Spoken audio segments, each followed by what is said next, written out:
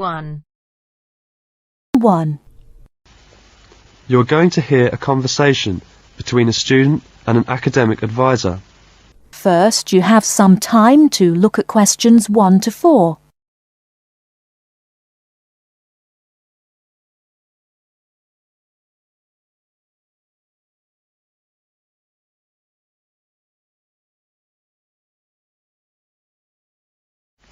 Hello there, you must be Jane. Please come in. My name is Mrs. Dunstan. Hello, Mrs. Dunstan. Pleased to meet you.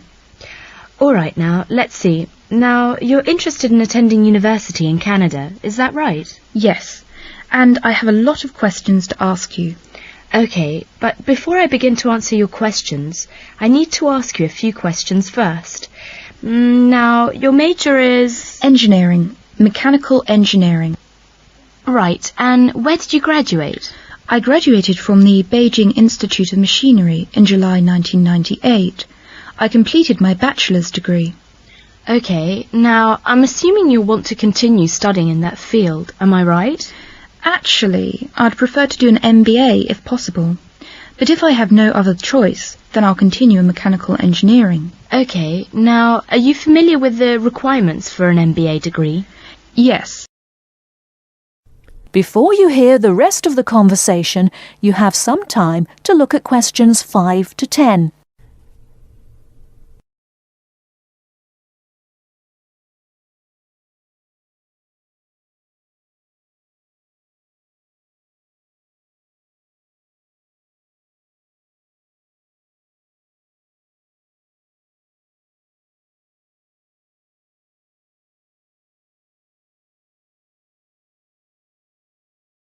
Now listen and answer questions 5 to 10.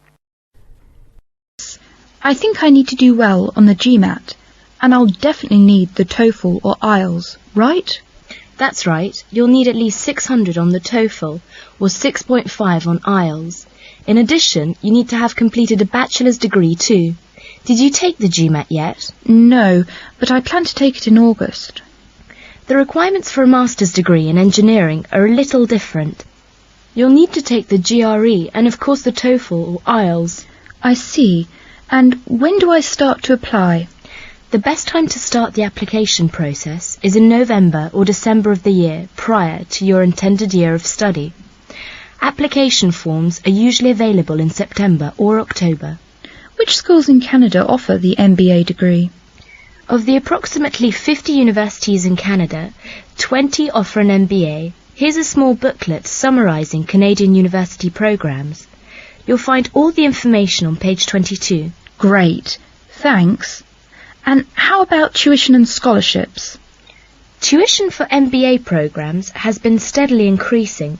Some universities now charge the full tuition, meaning that there is no government subsidy. Those universities cost about $10,000 per year, and it's a 2-year programme. Other universities are still government subsidised, so the tuition is only about $4,500 per year. In terms of scholarships, usually the top 5 students entering the MBA programme are given a generous scholarship. All other students have to pay the full fees. International students have to pay the full tuition. That's $10,000 per year.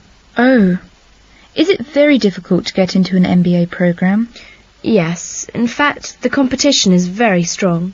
MBA graduates have a pretty easy time finding a job, so many students are eager to do the programme thinking it will guarantee them success in their careers. Well, it sure does sound like an excellent way to start a promising future. What is the school year like? Classes begin in September each year and finish before Christmas. They resume after New Year and finish at the end of April. And after April? Why, that's your summer holiday. Sounds great. I want to thank you, Mrs. Dunstan, for all your help. I really do appreciate it. You're very welcome. And if you have any other questions, please feel free to contact me. You know my number, right? I sure do. Thanks very much. Goodbye.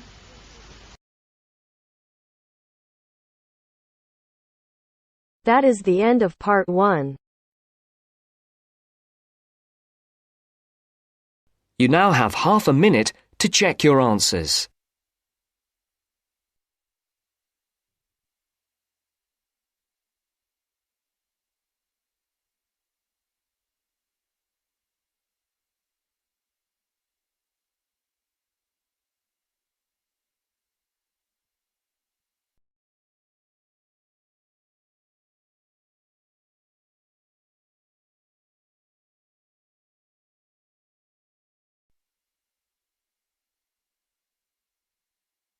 Now turns to Part 2. Part 2. First, you have some time to look at questions 11 to 17.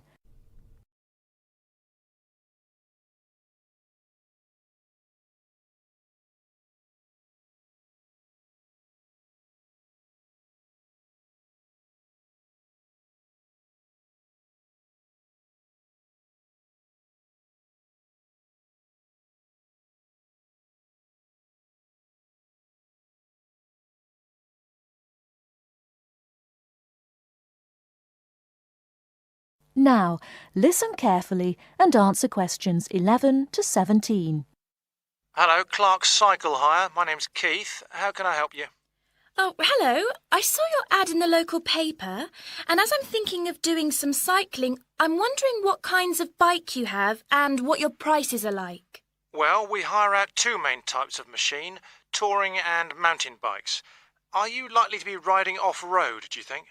No, I'll probably be sticking to roads and country lanes, so a touring bike would be best, I think. Right, well, the rate will be £50 for a week or £14 per day. So it's a lot cheaper to rent by the week. Yes, definitely. Though it's important to bring the bike back on time. Otherwise, I'm afraid we have to charge a late return fee. And how much is that? For each additional hour, it's £1.25.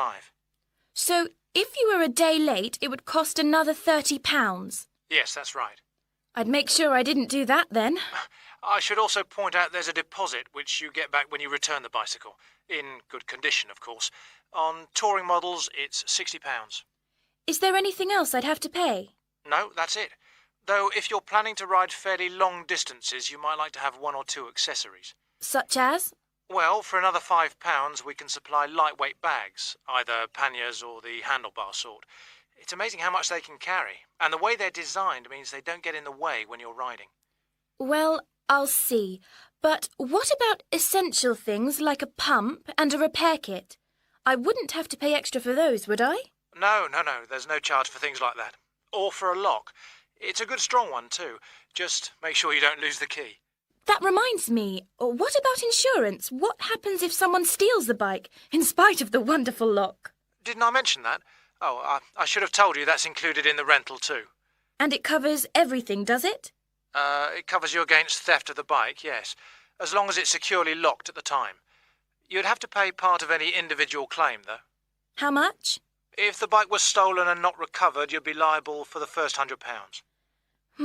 So, if I do go ahead and rent one, how do I pay? By cheque or would it have to be cash? Neither, I'm afraid. We can only accept credit card bookings.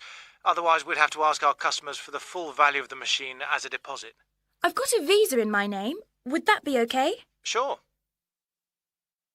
Before you hear the rest of the talk, you have some time to look at questions 18 to 20.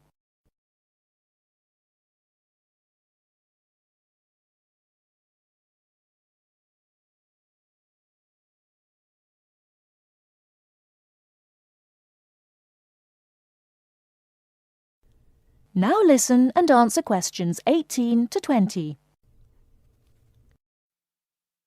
So if I want to have a look at the bikes, how do I find you? I live near the university, by the way. Right. First you take Woods Road as far as the main police station. I know it. It's right next to the park. Yes, that's it. And after the police station, there's a turning to the right called Oak Street. At the big supermarket? No, it's before then. It's actually between the police station and a garage on the other side. OK. So, you go down Oak Street until you reach the health centre on the right. If you get to a pub called the Maple Leaf, you've gone too far. All right? Yes, I've got that. Now, opposite the health centre, there's a pharmacy, and we're just behind that. OK, fine.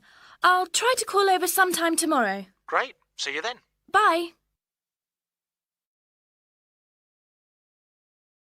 That is the end of Part 2. You now have half a minute to check your answers.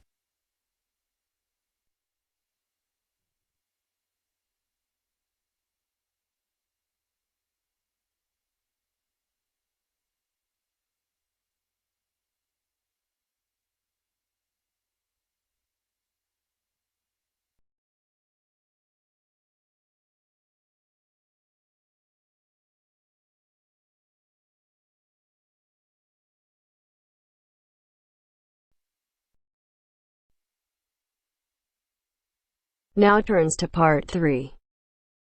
Part 3. You'll hear an interview on job application. First, you have some time to look at questions 21 to 25.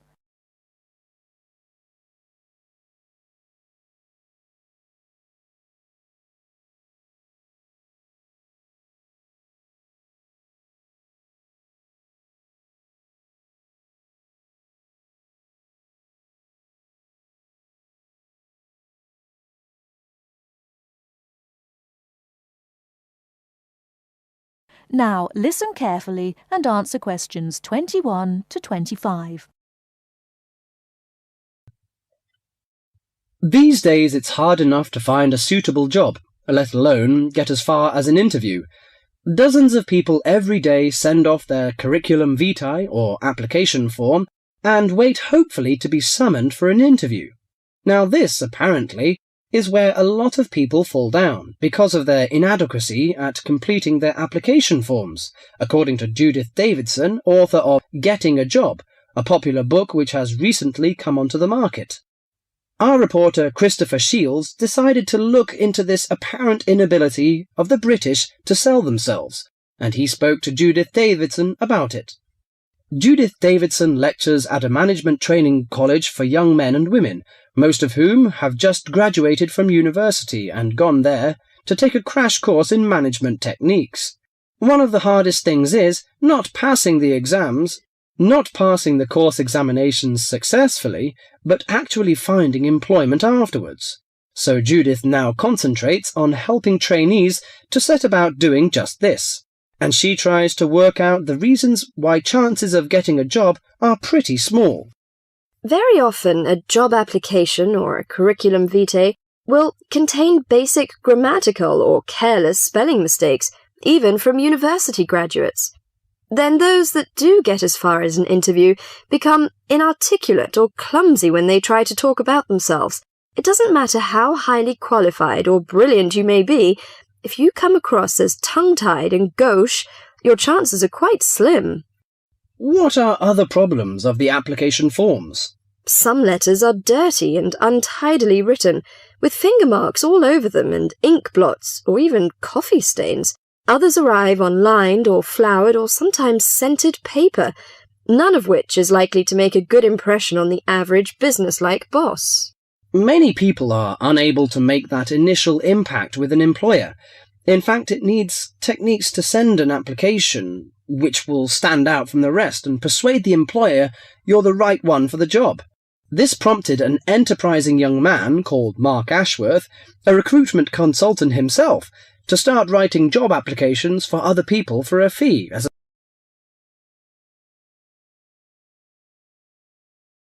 Before you hear the rest of the talk, you have some time to look at questions 26 to 30.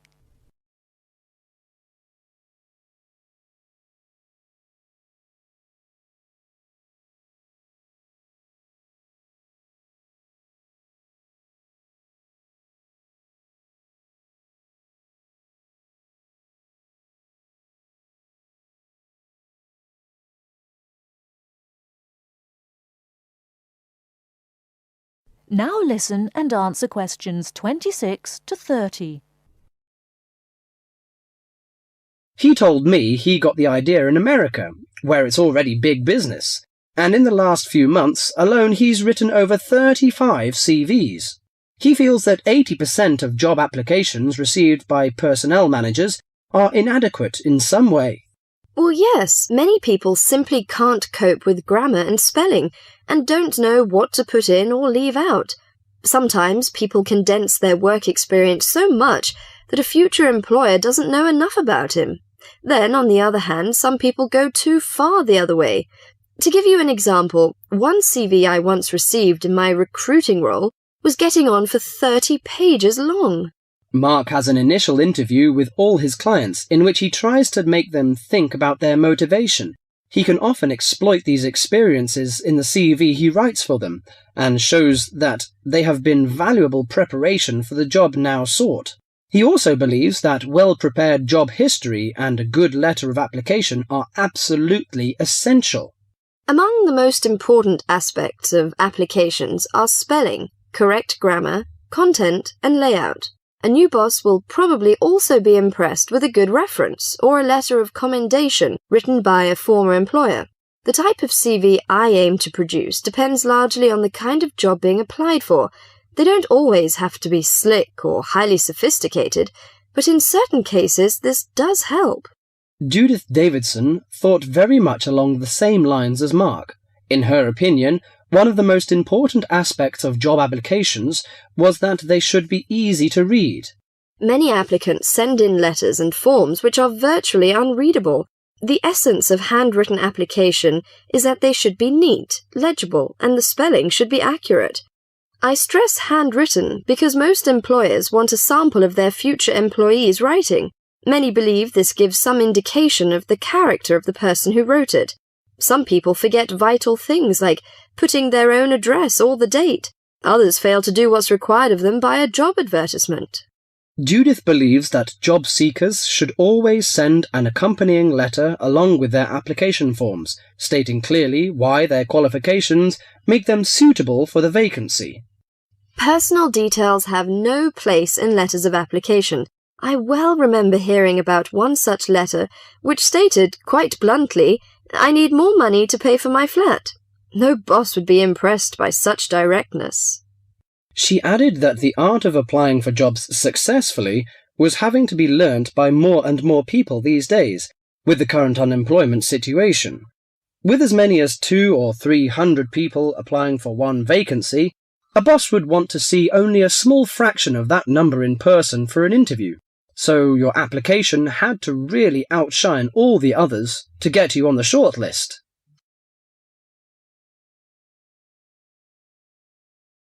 That is the end of part 3.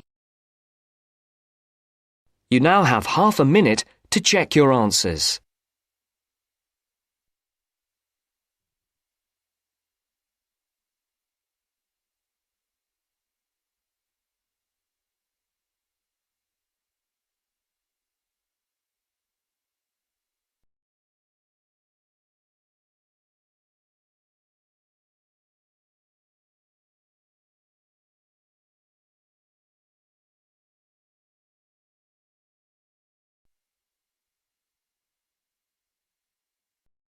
Now turns to part 4. Part 4. You will hear part of a lecture about architecture. You have 30 seconds to look at questions 31 to 36.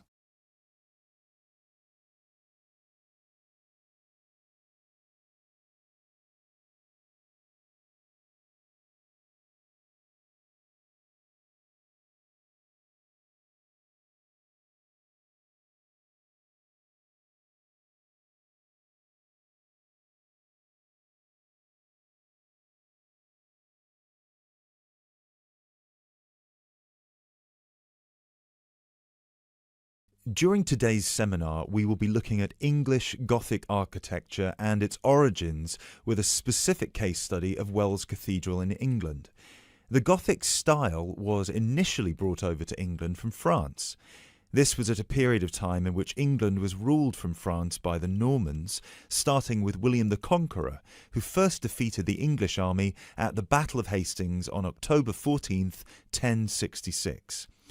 After 1072, when some smaller rebellions in northern England had been defeated, the Normans gained complete control of the English monarchy, which they controlled until 1154. The peace that ensued in England had a large impact on many aspects of daily life.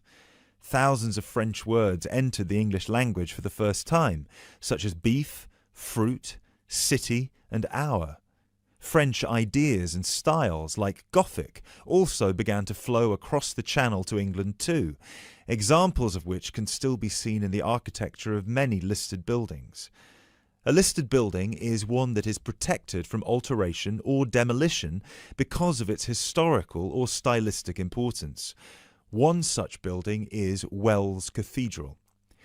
Construction on Wells Cathedral began in 1175, at a time when Gothic architecture as a style was in its infancy.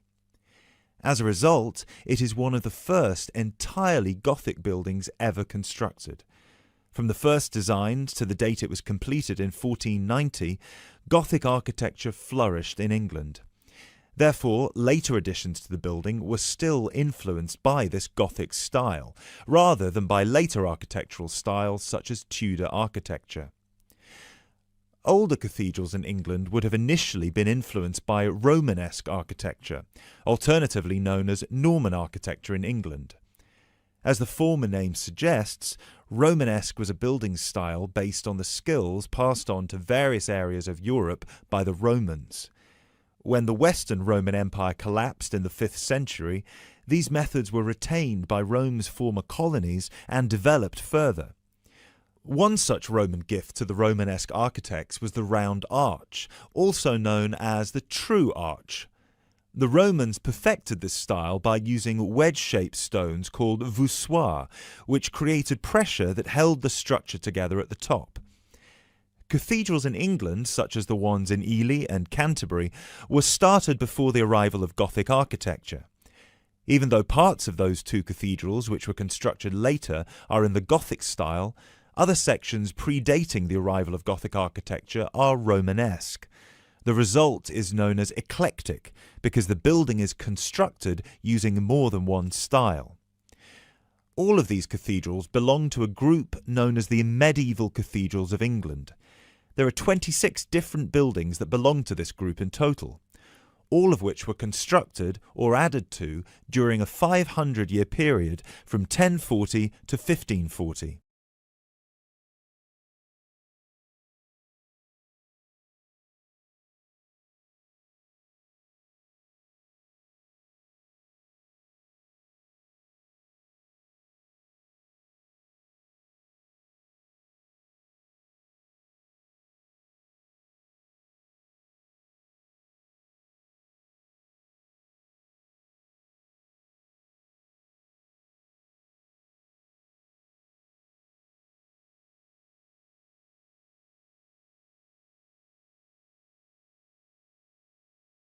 The transition from Romanesque to Gothic began in 1144 at the Abbey Church of Saint-Denis on the edge of Paris. It was here that a Benedictine abbot by the name of Suger had just completed his plan to rebuild the Basilica of Saint-Denis in a new style through which he believed the dull mind rises to truth through that which is material. This refers to one architectural feature in particular: high, rib-vault ceilings, which created much more space inside the cathedral and were designed to draw the attention of people up towards heaven. This design feature also allowed whole walls of the cathedral to be transformed by colourful stained glass. Work started on Wells Cathedral soon afterwards, greatly inspired by Abbot Suger's work. Planned in the crucifix style with the head pointing east and foot pointing west, the cathedral is 126 metres long and the nave is 20 metres high. This is quite low compared to some of the bigger cathedrals elsewhere. Use of tracery, lancet windows and mullions are all characteristic of English Gothic architecture. Whilst examples of all three of these architectural elements can be found at Wells, the lancet windows have no tracery at all, which was more common in early English Gothic architecture before advances were made in the use of mullions and tracery with glass. Lancet windows are tall, thin windows with a pointed arch at the top, and are so named because they resemble the weapon often carried by a soldier called a lance. Examples of these lancet windows can be seen on the west front of the cathedral, which is the most celebrated for its life-size sculptures and delicate floral carvings. Inside the pinnacle-topped gable is a sculpture of Christ the Judge. Immediately below him, sculptures of the 12 apostles peer out over the small city of Wells. Below the apostles are 9 archangels, which are half-size sculptures. At one time, all of these, along with the decorative carvings, would have been painted and gilded. However, today, all the paint has worn away and the sculptures are the colour of the oolite sedimentary stone used to construct the cathedral. It is remarkable to think that more than 800 years ago, such magnificent buildings were created without the use of large cranes and modern technology. It would have taken much longer, but it is possible to see the high level of craftsmanship and attention to detail that is less common in the modern day. That is the end of part 4. You now have half a minute to check your answers.